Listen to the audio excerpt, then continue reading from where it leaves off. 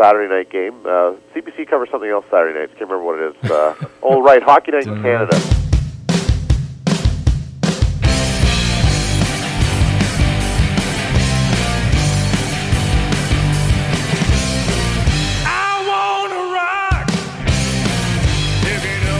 Welcome to another edition of The Curling Show, the podcast that brings you interviews with the sport's top athletes and the people who shape the game. I'm Dean Gemmell, and before we get started, it's time to mention one of the loyal Curling Show listeners who swiped his credit card at the Curling Show store. One Anthony Reimer of Alberta, who will soon be wearing a long-sleeve t-shirt emblazoned with our show logo. Thank you, Anthony. Remember, you can find the link to the store in the sidebar at thecurlingshow.com. Now it's time for our conversation with Mike Harris, a guy who's pretty tough on the ice and thankfully pretty tough in the broadcast booth. Former Olympic silver medalist and Ontario Brier rep, current Fairmount Banff Springs head golf professional and straight-talking CBC analyst, Mike Harris, welcome to the Curling Show. Yeah, good to be here. Hey, let's start with your own personal move west. I think you spent some time as a kid maybe in Quebec, but you've been an Ontario guy for pretty much most of your life. So how's the West treating you? It's really nice. It's a great spot, and Banff is a beautiful place, and everyone should go there. I think it's awesome. If I knew then what I know now, I might have moved out a little earlier. Actually, it's a beautiful place. It's going to be pretty empty in the East pretty soon in Canada. If we keep hearing that kind of talk. Hey, you weren't going to play at all this year, but it does sound like you do have a team that maybe is just going to have a provincial run. What do you think about your chances? Well, we won't. When everyone says, "Oh, you're curling again," I say, "Well, kind of, sort of." We're playing once a week in Calgary in the Super League. We've only actually played 2 games together as a team, so how serious a run is it? Well, not very, really. I mean, we're going to play the Canada Cup qualifier in Edmonton. That'll be our one and only Bonspiel, and we will go on the playdowns, but it's far from a serious run. But we're having fun. We've got 3 guys: Garth Smith, Jim Bush, and Bob Genway, who are all. They sound like guys that people in Alberta know, but nobody outside of Alberta. Well, they're a bunch of transplanted Winnipeggers. So okay. They're Jim Bush has won 3 junior championships in Manitoba, and I think Garth Smith won 1 too back in the day. He used to play with Barry Fry and John Meade. So they know what the guys know what they're doing on the ice. Just all of us are really busy, and we don't have time really to play in anything. So it's okay. We're all we've all just kind of accepted it, and we're doing that. So it's fine. So do you live in Banff or in or I'm in between? I'm in Canmore. Okay. Let's move on to the broadcast world, which is your primary curling focus these days, I guess. After it looked like you'd be out of the broadcast game after 2008, CBC is back with the Ashram World Curling Tour and the Grand Slam Series. Right. Do you think you'll miss the Season of Champions events, or are you just excited to be part of the tour? Oh, I think so. I know I will. We have a lot of fun. It's a lot of work, but it's also a lot of fun, and I do enjoy the coverage of the Briers and the Scots and the Worlds and that sort of thing. Hard to say where the dust will settle on this, but we have 2 more years. We have this year and next year, and then that from 2009 forward, I guess, is when the shift changed. But it's nice to have the slams to still look at it and see the guys. May give me some time to play again. Who knows? I may have a little bit more free time to start curling again. So there you go. Hey, you took a lot of heat when you first started as an analyst, but I think much of it was related to the CBC coverage, dissension with the CBC coverage. But do you think you've improved as an analyst, or do you think people just started to get used to you? A bit of both, I guess. I think what we do or what we provide, Joan and I both, is that we have a familiarity with the players. The fact that we're still competing, they say not as regular as we used to, but I think that's a nice thing for the players. I mean, I didn't see many of the other analysts outside of the events as commentators. So these guys are still most of the guys are here are my friends, and they can provide some insight there. But I think it's a natural thing to improve. This is our 7th season now. So hopefully I'm starting to figure it out. You tend to disagree a lot with Joan on the air. Do you disagree with her a lot off the air as well? No, actually not too often, but just different philosophies, I think. My natural tendency is to go a little bit more aggressively and look for a draw sort of thing, and hers is I like to say, she may say differently, but I think she's a little bit more of a conservative player, and that leads to natural discussions. And you know what, the women's game is very different than the men's game too. So, when I analyze something, say in a women's game, she'll never play that shot.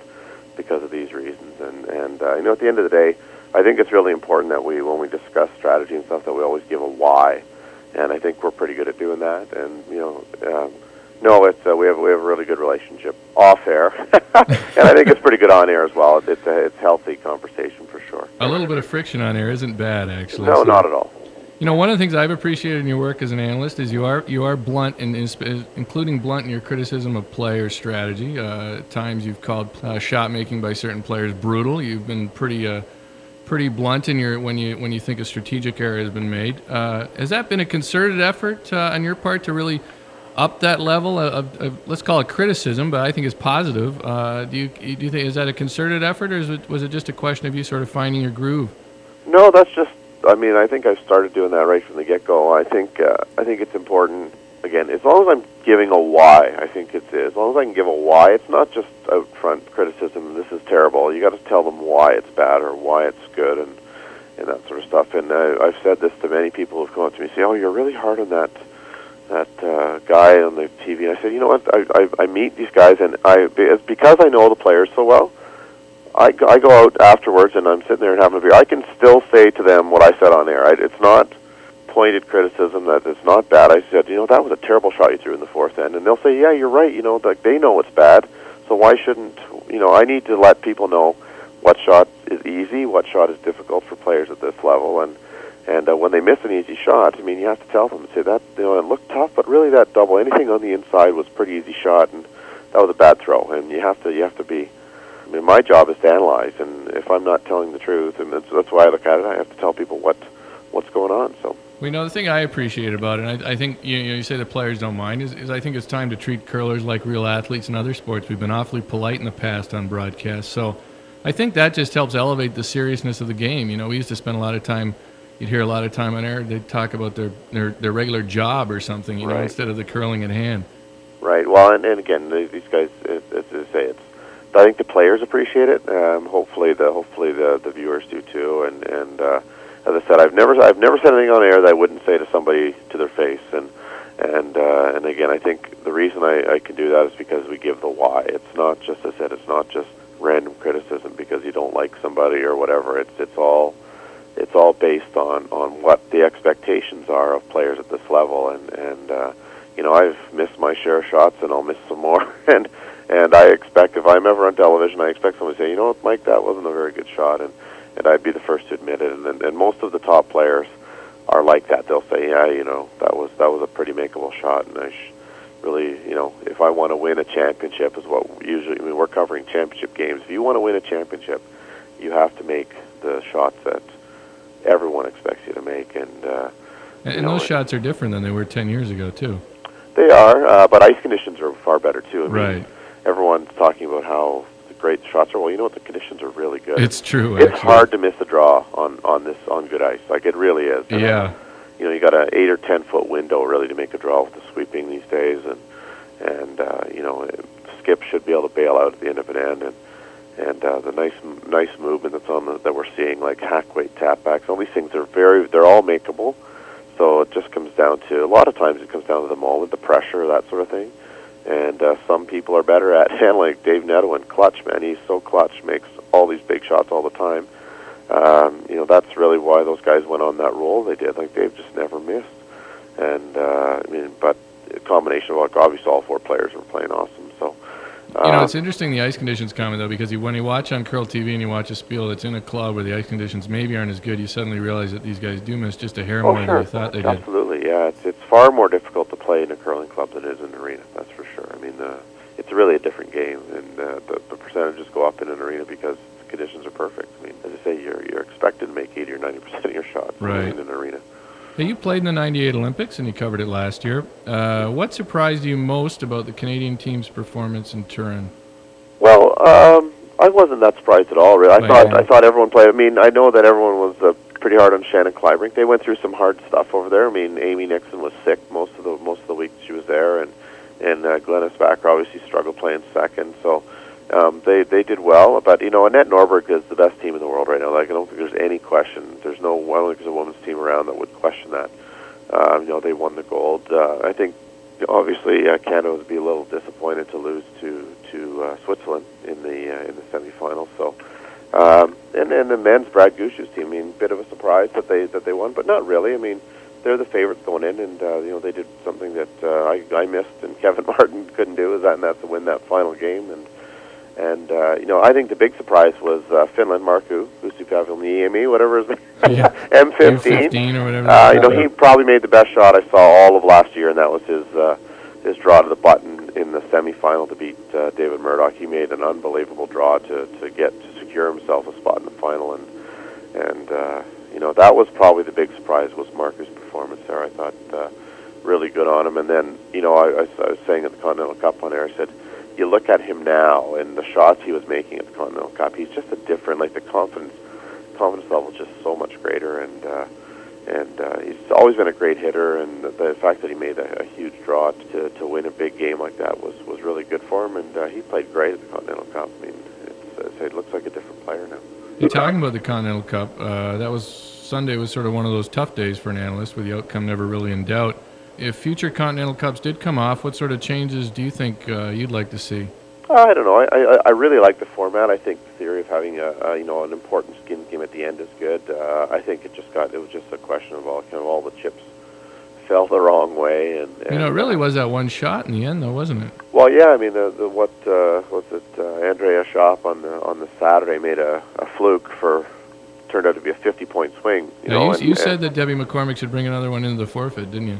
Yeah, I would have brought another one in the rings. In a skins game, you just got to prevent the skin. I mean, if it would have left her an easier shot for one, but who cares, right? Take your chances and carry over. You can't afford to let teams play raises and stuff for the skin, and it's a different mentality. But having said that, I mean, so when she wins it on the fluke, it's pretty tough to swallow too. So. The only thing I'd like to see is maybe more games going on at the end. The way the Ryder Cup has, all those singles matches. Yeah. Seems to me that just 2 games at the end versus still have a lot of points, but have them spread over 4 or 5 games. Yeah, good. It's hard to say what would work best. I mean, the previous 3 events were all really good, and things were decided late. So, it's really tough to say. I think 2 Continental Cups ago, Norberg swept Sherman in the first skins game, and that really, 60 points in one game. That was kind of that was a big to do. But it's tough to say what would work best. I like the format actually. I think they do a pretty good job of spreading the points out well enough. The Europeans just won way more games than the Americans. They've won I think 5 of the 6 in skins games. So it's pretty tough to fight back from that. Hey, you're back in Ontario in Waterloo for the Home Hardware Masters of Curling, the first Grand Slam in the ASHM World Curling Tour season. This field features a few teams that seem to be question marks so far this year. Which teams do you think might have something to prove to themselves and others this week? Well, I'm not sure about having things to prove to themselves. I look at Furby won a Spiel last week, and so they're starting to play a little bit better. And the big surprise to me this year is Kerry Burtnick. I mean, they've been phenomenal so far. I'm really looking forward to watching them play. I don't know any of his guys. I know Kerry himself obviously has always been a great player, and so they're on quite a roll. I really want to see how they're going at it. Brad Gushu needs to see where he stands in the world. Obviously he's was he 4th or 5th on the money list, but he really hasn't been tested too much, and still yet to. He won an event in Switzerland this year, but they shook hands early last night. They look pretty average here so far this week. Glenn Howard handled them really easily last night, so I'm interested to see. I think some of the teams that like you look at guys like Jean-Michel Menard or Mark Johnson has been in a few slams and really needs to sort of show that he can play at that level. Yeah. I think it's an interesting. A lot of people disputed the field, but I actually think the field. I don't see anybody that I would have included in that field. No, it's a good field. I think a couple of the European teams. They're not here. The Europeans are going on next week, I think. So right. You don't have Murdoch here or Trilson, but I think it's a really good field actually. Yeah. Well, it should be a good weekend of curling. Should be great. Yeah. Hey, we finished with the run back, Mike. I give you a topic, and you give me your thoughts in 1 to 3 words. All right. Golf analyst Johnny Miller. I love him. Yeah, so do I. The Olympic apparel by Roots that you had in 1998. It doesn't fit. Well, Well, how about the Olympic apparel that the Bay provided for teams in 2006? Oh, I hated it. It was brutal. Canada doesn't wear blue. It was silly, wasn't it? You know, when I was at the Grand Slam in Winnipeg, and one of the guys from the Winnipeg Sun came up and thought Jim Waite was with the American team. Exactly. He's wearing a blue jacket. Yeah. Junior curling in Southern Ontario in the mid to late 1980s. A lot of fun. A lot of good talent then. It was good. You and Wayne and a lot of guys that did things later. Yeah. And the qualities needed in the next executive director of the CCA. They need to be a good diplomat. They need to have a sense of the game, and they can't waffle on their decisions. Are you going to submit your resume? Not likely. Have you heard any whisper candidates? No, and I know that there's talk of Dave stepping down after a couple more years, but my guess would be Danny Lamoureux will get the job. Yeah, he does a great job with that business of curling. Who is great. Yeah, Danny's awesome.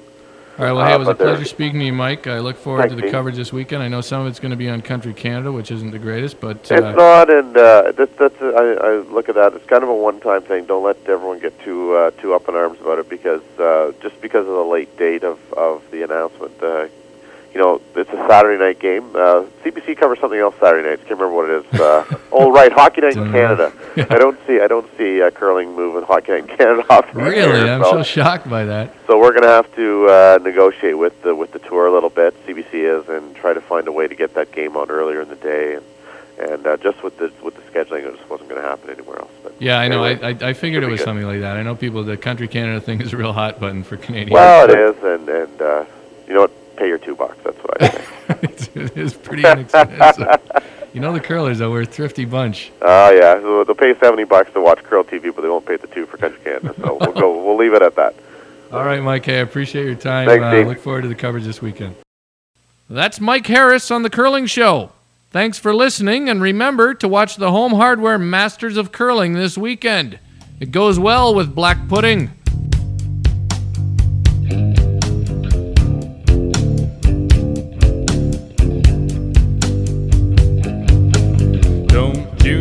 It's hard for me to see things that I cannot find. How can I tell if it's a dream or just all in my mind?